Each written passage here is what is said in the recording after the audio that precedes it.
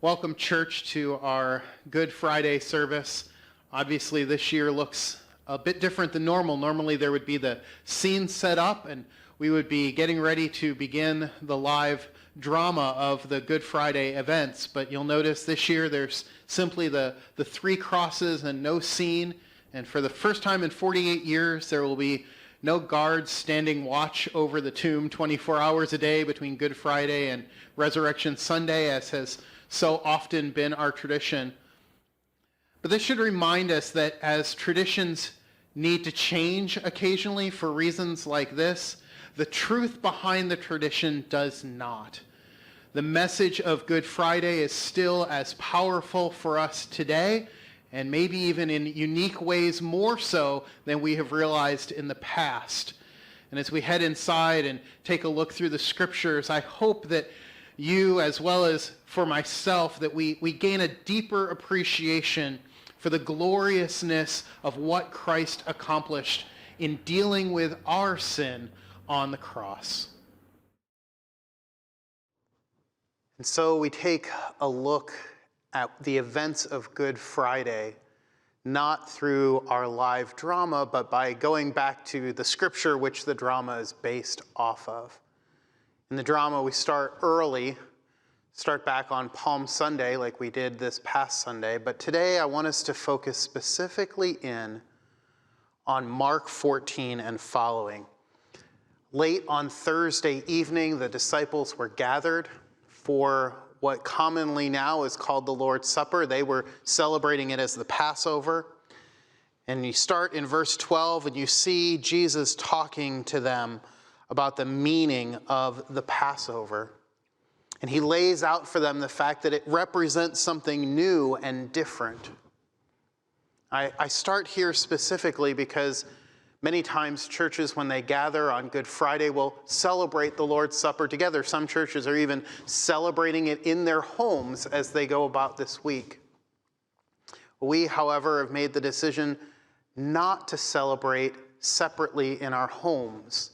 But much like we say when we gather here that we all wait and eat together, we want this to continue to be a family meal. And so I hope that as you look at the passage on the Lord's Supper and read through it, you see this longing building in you for the day when we get to celebrate it again. But I also want to remind you that as you look at the Lord's Supper passage, it will not always be this way. Their day is coming when we won't celebrate that at all, because we will no longer be needing to remember, but instead we will see face to face and live in eternity with Christ.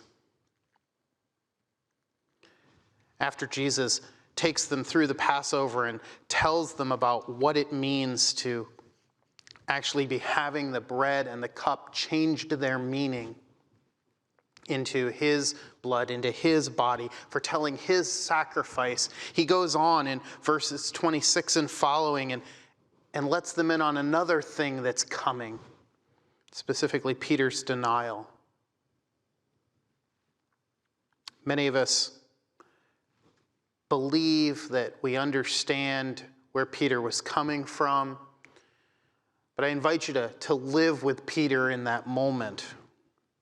What it's like to hear the fact that you will deny the one you say that you love.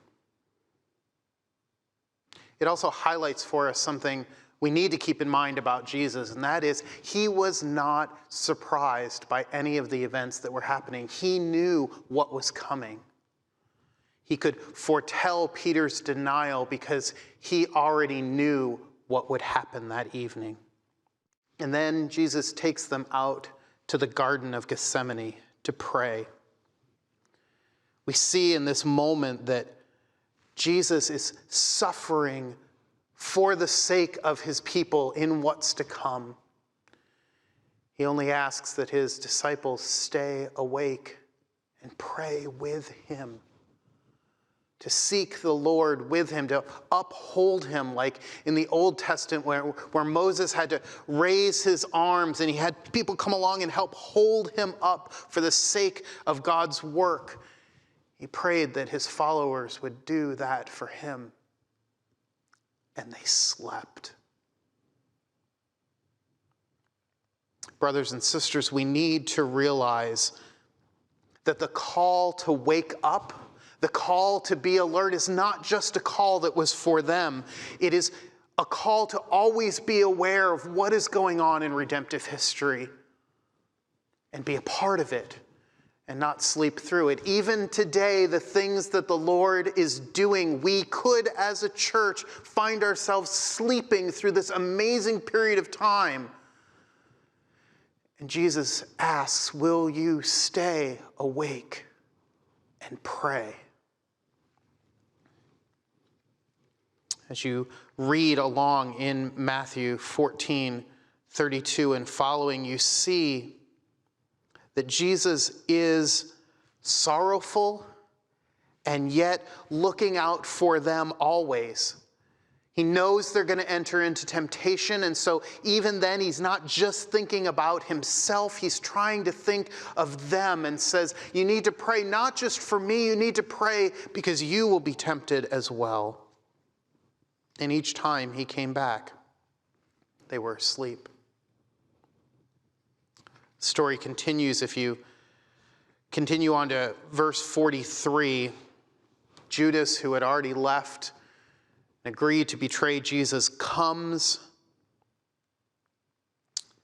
They came as if they were coming to capture someone who would try to escape. They came with a show of force. Jesus questions them. Why do you need to come with swords and spears and clubs? He knew Scripture would need to be fulfilled. He was not about to run from what was coming. I wonder in your own life, when you know that hard things are coming your way, what's your general reaction to it? Do we embrace the hard things for the sake of Christ, or do we have a tendency to want to flee? Christ knew hardship in ways that we can only imagine, and he stayed. He was carried off to Caiaphas under cover of darkness, and in verse 53 of Mark 14, we see him before the council. They're questioning him. They're trying to get their story straight. They can't line up with each other. And yet they still find him guilty. If there was ever a court that was completely unjust in its findings, it was this one. Here we see perfection declared sinful. We see the Christ condemned as criminal.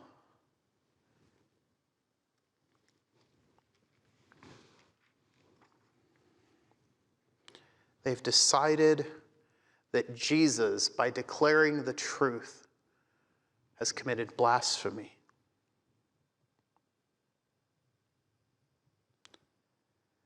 Peter has been waiting, listening in from the outside, trying to stay close but not get too close to get himself in trouble. And in verse 66 and the following verses, we see the fulfillment of what Jesus told Peter would happen. What do you do when you find out your sin has caught up with you? When the rooster crowed the third time, Peter wept bitterly. He did not run to Christ in that moment. Later, he would be restored, but he fled like the others. When you come face to face with your sin, do not be like Peter, who just wept and fled. Weep, yes, but run to Christ, knowing that if all the world was against you when you did that, you would still be doing the one thing you need to do for your soul, and that is run to the one who can deal with your sin. the scene shifts back from the high priest and the council questioning Jesus. Now they have found him guilty. They have taken him to Pilate, the local governor, to see what he will decide. Can they get Pilate to give in and kill Jesus? And so in Mark 15:1 and following, we see Jesus standing before Pilate and being questioned, "Are you the king of the Jews?" And he answers and says, "You have said so." And they brought all sorts of other charges before Pilate against Jesus, and he would not answer them. What is amazing in this passage is Jesus' confidence in the truth and unwillingness to address the lies. This is what amazes Pilate himself. Why does he not refute them if they're lies? Does he not know what will happen if he lets the lies stand as truth? Why would Jesus have done that? Why in that moment would he not have tried his best to defend the truth? Because he knew in the end he would be vindicated, but the path he had to take was not one of getting out from under the punishment, but going through it. Pilate is so amazed by how Jesus handles this. In verse 6 and following, he tries to give Jesus away to get the problem off of his own back by offering to free Jesus as he often freed someone during this time frame. And instead, they choose option B, Barabbas. They cheer for Barabbas and call for Jesus to be crucified. Crucify him, they say in verse 13. Why? What evil has he done? Pilate asks. And again they say, crucify him, even louder.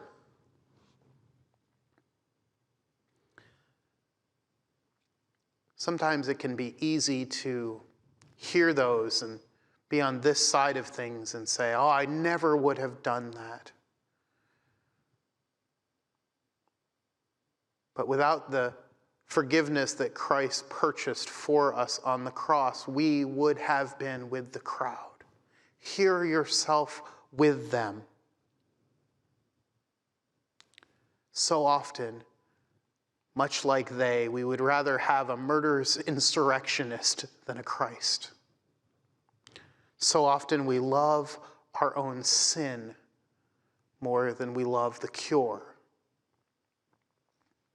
and would do anything to keep ourselves from having to deal with the reality of Christ's call on our life. Pilate chickens out. He doesn't want this to get any worse for him, so he gives them over to be crucified. He is mocked. He is whipped. He is beaten, compelled to carry his cross, and then we find in verse 21, he can't even carry it on his own. He's so weak, they have to get someone else to help. Now the action builds. The intensity of the pain. He is whipped. He is offered myrrh, and he will not take it, the one thing that might dull the pain a little bit. Mocked. Left alone in the noonday sun, hearing all around him the horrifying calls that he should somehow step down.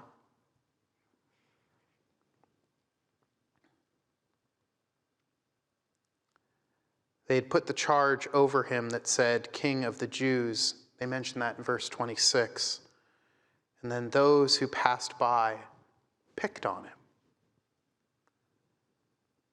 You're having to deal with the physical pain of the beating, the physical pain of the crucifixion itself, struggling to get breath, knowing that if you wanted to, if it was God's will to, you could have come down, and yet, even as they tell you you should do that, you have to say no.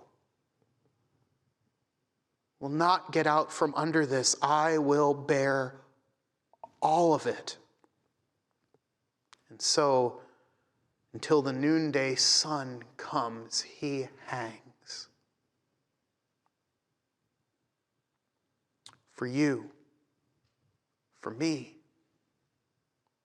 for the sake of God's name, for the restoration of his people, he hangs. And then he breathes his last. And immediately in response, according to verse 38 and following, the temple veil is torn in two. Another account says an earthquake accompanied this. What is happening here? A new way to relate to God was now opening. What the temple represented, God's presence with his people, was forever changed. The separation of us from the holy was what was needed, and now it was done away with. Because what Christ had accomplished on the cross no longer needed separation between God and his people. They now could come because the sacrifice had been made.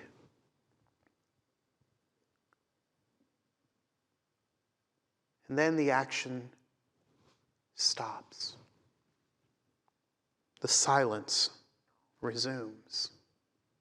That day, the next day, the early hours of Sunday, silence. Silence and waiting. For all appearances, death had won. Satan had won. Hope was lost. On Sunday, we will gather to declare the rest of the story. But until then, we wait.